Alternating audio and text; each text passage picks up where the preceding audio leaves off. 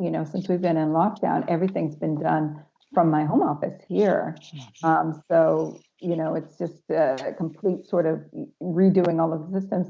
And of course, talking to the reviewers, we've got 10 reviewers, including myself, and, all of us going through this kind of chaos at the moment, trying to, what we would normally do is taste mostly when we're visiting in the regions. Now, everything has to be done, get sent to us and done from our homes. So, but yeah, so that normal days, I have no idea what that means anymore. Okay. But there's a lot of juggling because I have the two jobs, the editor-in-chief role and the reviewer role for Napa Wines in Bordeaux.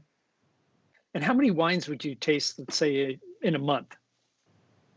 Oh, well, we each publish about anywhere between 3,000 to 4,000 tasting notes a year. As a reviewer, each editor or each reviewer, reviewer. Does that. So whatever that breaks down to. But then, you have busy months and you have not so busy months, and that really depends on the regions you have. So in June, because of what happened with the En Primeur campaign this year, it turned out to be a really busy month for me for tasting, as well as the end of March and the beginning of June, doing all of those Primeurs wines, barrel samples as they were coming in. So, then it wouldn't be, unusual to do 100 to 150 wines a day. On a normal day, it would probably be more like 10 or 20.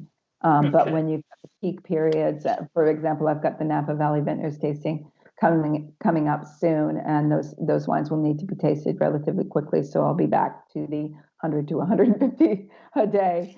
How do you do that? I know I can taste 30, 40 wines at a judging, and there comes a break time and you take lunch, but by the afternoon I'm taking a nap. So yeah, it's the mental strain more than the physical strain. The palate fatigue you can kind of deal with taking little breaks, making sure you're hydrated. You might want to eat. I know Bob Parker used to have like a little bit of rare beef or just roast beef in between some of the sessions, particularly with the big red wines, because it would help take the tannin buildup off, the proteins combining with the tannins, and it had a relatively neutral taste. It's the mental fatigue, because the way that I have to do things and our reviewers have to do things is that you pretty much have to write the whole tasting note verbatim in the first go, because you don't have time to go back and edit, given our busy schedules.